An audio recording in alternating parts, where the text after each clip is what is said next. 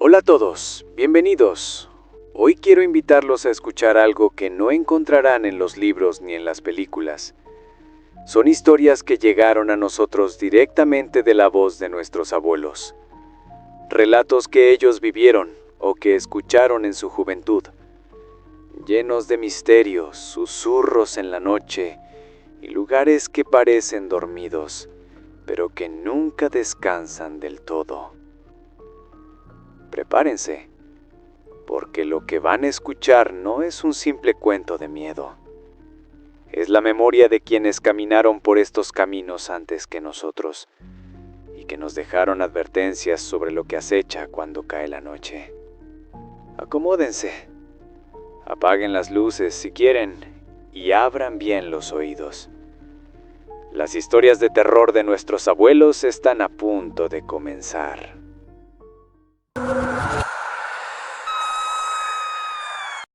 La visita en la mecedora. Soy Manuel, y aunque ya tengo más de 80 años, hay noches en las que todavía me cuesta dormir por lo que viví cuando era joven. Te lo contaré tal cual pasó, para que entiendas que no todas las historias que los viejos contamos son inventos. Yo tenía unos 20 años cuando mi madre enfermó gravemente. Nuestra casa era sencilla, con paredes de adobe y techo de lámina, pero tenía un pequeño corredor con una mecedora de madera que había pertenecido a mi abuela. Esa mecedora era el sitio favorito de mi madre. Ahí pasaba las tardes bordando o contándome historias de cuando ella era niña. Una noche, mientras yo cuidaba su sueño, escuché un crujido en el corredor. Pensé que era el viento moviendo algo, pero luego oí claramente cómo la mecedora comenzó a rechinar, como si alguien se estuviera sentando. Me levanté despacio, con el corazón latiendo fuerte, y abrí la puerta que daba al corredor. ¿Quién anda ahí?, pregunté en voz baja. La luna iluminaba apenas, pero vi la silueta de una mujer sentada en la mecedora. Al principio pensé que era mi madre, aunque yo la acababa de dejar acostada. La figura movía lentamente el asiento hacia adelante y hacia atrás. «¿Mamá?», murmuré, pero al acercarme noté que no era ella. La mujer tenía el cabello muy largo, cubriéndole la cara. Llevaba un vestido blanco, antiguo, como de otro tiempo. Se detuvo de pronto y giró el rostro hacia mí. No tenía ojos, solo unas cuencas negras que me miraban fijo. Retrocedí de inmediato, temblando. «¿Qué quiere de mi casa?», alcancé a decir aunque apenas me salía la voz. La mujer sonrió, pero sus dientes eran filosos, casi como los de un animal. «Vengo por tu madre», dijo con una voz grave que me heló la sangre. Yo corrí hasta el cuarto y encontré a mi madre despierta llorando. «La vi, hijo, estaba aquí. Era mi madre, pero no era ella. Venía por mí», me susurró entre sollozos.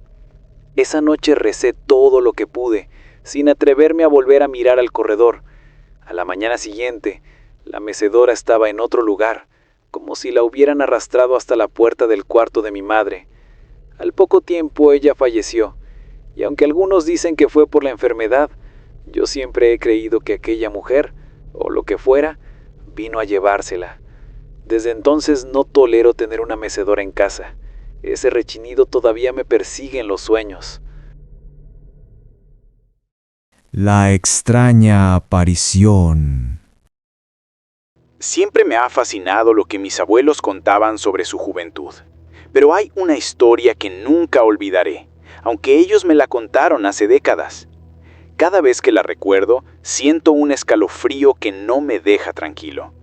Mi abuelo decía que cuando era joven vivía en un pequeño pueblo en el norte de México. Una noche, su familia escuchó golpes extraños en la casa. No eran simples ruidos del viento. Eran golpes fuertes, como si alguien intentara entrar. Mi abuelo, con apenas 16 años, decidió investigar. Recuerda que la casa estaba en penumbra, apenas iluminada por una lámpara de aceite. Cuando abrió la puerta del patio trasero, vio algo que lo hizo retroceder. Había huellas húmedas que subían por la pared, como si alguien caminara por ella, y al mirar al suelo, vio que desaparecían misteriosamente. Su abuela, que lo acompañaba en la casa, le pidió que no fuera a la cocina. Pero mi abuelo, curioso y un poco incrédulo, decidió hacerlo. Al encender la luz, vio a una mujer de pie junto al fogón. No era como cualquier persona. Su piel era pálida, sus ojos completamente negros y sin pestañas, y tenía una sonrisa que no parecía humana. Cuando intentó hablarle, la mujer desapareció como si hubiera desvanecido en el aire. Mi abuelo me contó que escuchó susurros esa noche, como si alguien caminara sobre el techo, y que durante semanas la familia nunca volvió a dormir en el cuarto principal. Lo más extraño es que años después, cuando su familia tuvo que vender la casa, los nuevos dueños afirmaron que también escuchaban pasos en la noche y que a veces veían sombras moverse por la cocina sin razón. Mi abuelo siempre decía que no podía explicar lo que pasó, pero que nunca más volvió a ser el mismo. Y yo, mientras me contaba la historia, sentí cómo el miedo se transmitía de su voz hasta hacerme creer que, de alguna manera, esa mujer seguía ahí, esperando a alguien más. El eco de la casa de Tequisquiapan. Esta historia fue contada por mi abuela y vengo a compartirla con ustedes. Vivía en Tequisquiapan, un pueblo pequeño y lleno de casas antiguas de cantera rosa. Nuestra casa era grande, con techos altos y un patio central donde crecían flores y un árbol de ciruela que siempre estaba cubierto de pájaros al amanecer. Todo parecía normal, hasta que comenzaron los ruidos extraños. Al principio eran pequeños: un golpe en la madera de la escalera, un crujido de los tablones del piso, pasos suaves en el pasillo que llevaba a las habitaciones de arriba. Pensé que eran cosas normales de la casa, hasta que un día, mientras jugaba sola en el patio, escuché un susurro que llamaba mi nombre. No había nadie cerca. El susurro era suave, insistente, como si alguien me estuviera mirando desde la ventana del segundo piso. Subí corriendo a las escaleras y todo estaba vacío, pero las huellas del polvo en el piso mostraban que alguien había caminado junto a mí, aunque nadie estaba allí.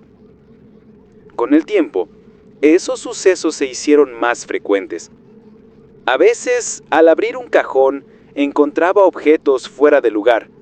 Los juguetes que había dejado en el patio aparecían dentro de la casa. Una vez, mientras dormía, sentí una presión en el pecho y el sonido de pasos cruzando mi habitación. No podía moverme y todo lo que podía hacer era esperar a que terminara. Lo más extraño ocurría en las noches de tormenta. El viento golpeaba los ventanales del patio y parecía traer voces apagadas, mezcladas con el crujido de la madera. Recuerdo que una vez me asomé a la ventana y vi una sombra larga que cruzaba el patio, pero desapareció antes de que pudiera reconocerla. Con los años, aprendí a ignorar los ruidos, aunque nunca desaparecieron por completo. Cuando regresaba a Tequisquiapan siendo adulta, visitaba la casa y sentía ese mismo frío en el pasillo, el mismo susurro leve que parecía llamarme desde hace décadas. Aprendí que algunas casas guardan recuerdos, miedos y presencias que nunca se van.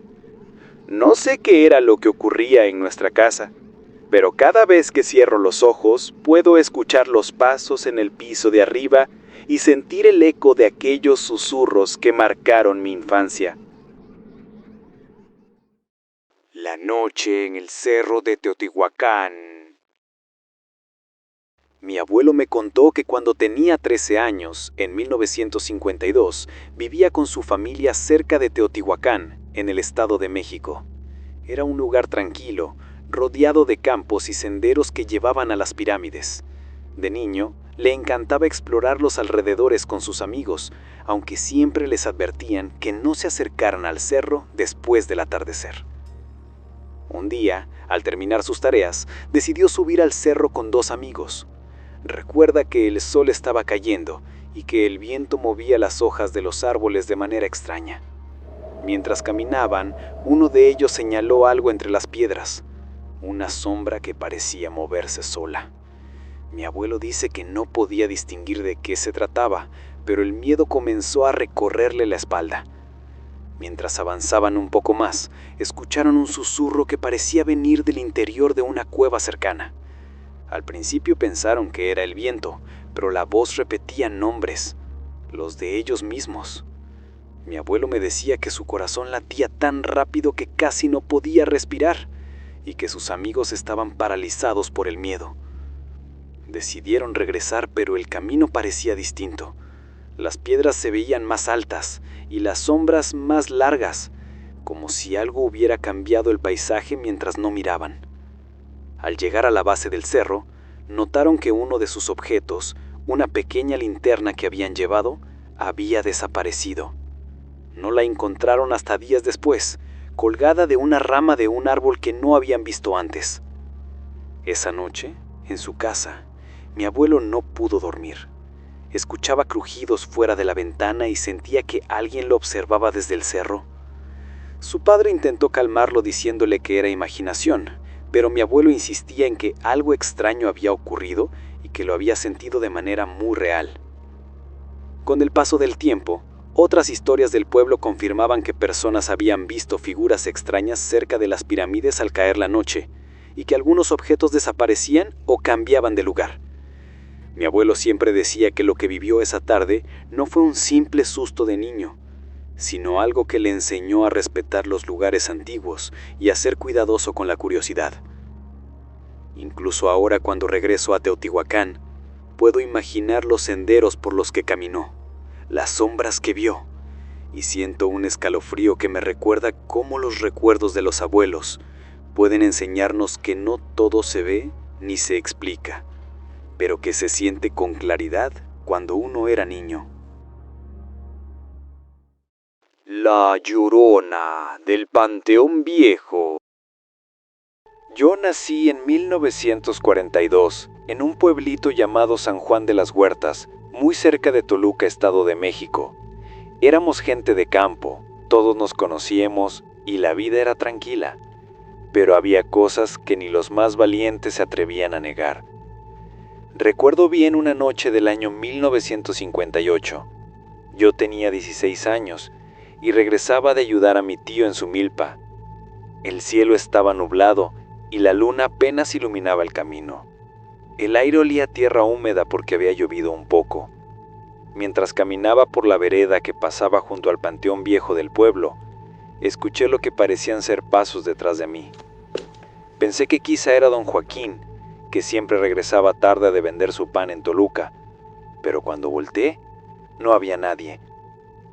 Lo raro fue que cada vez que yo aceleraba el paso, aquellos pasos también lo hacían. Sentí un frío que me calaba los huesos. Cuando estaba justo frente a la entrada del panteón, vi una figura blanca, alta, parada entre las cruces torcidas. No caminaba, parecía flotar. Tenía un rostro borroso como cubierto por un velo, y de su boca salía un lamento que helaba la sangre. Me quedé paralizado. No podía mover ni un dedo.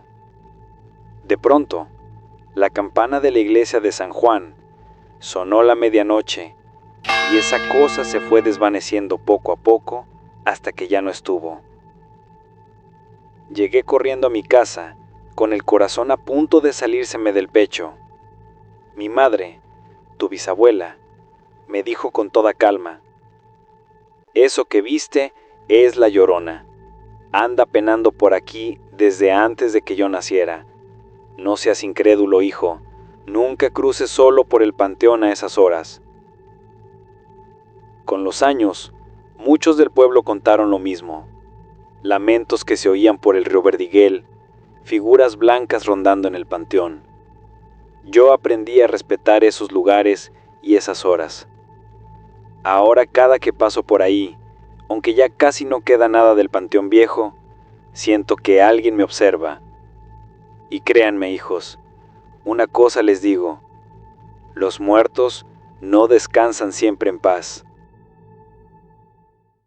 La mujer de negro. Yo soy la abuela Rosa, y aunque ya tengo muchos años, hay una historia que nunca he podido olvidar, porque me pasó en carne propia. Corría el año 1972. Yo tenía 28 años y vivía en Acámbaro, Guanajuato, un pueblo muy conocido en aquel entonces porque todavía pasaban muchos trenes de carga y de pasajeros. Mi esposo trabajaba en el ferrocarril y a veces, cuando él terminaba tarde, yo lo esperaba en la estación del tren. Una noche de noviembre, el frío estaba que calaba hasta los huesos. Me envolví en un rebozo y me senté en una banca de madera, esperando el tren que venía de Celaya. La estación estaba casi vacía. Apenas unos pocos hombres tomando café en el puesto de la esquina. De pronto, vi a una mujer vestida de negro, muy alta y delgada, que caminaba lentamente por el andén. Llevaba un velo que le cubría el rostro y no parecía tocar el suelo al andar. Lo extraño es que nadie más la volteaba a ver. Pasaba junto a los hombres del café y ellos ni se inmutaban, como si yo fuera la única que podía verla. Me quedé observándola. La mujer se detuvo frente a mí y aunque no veía sus ojos, sentí claramente que me miraba.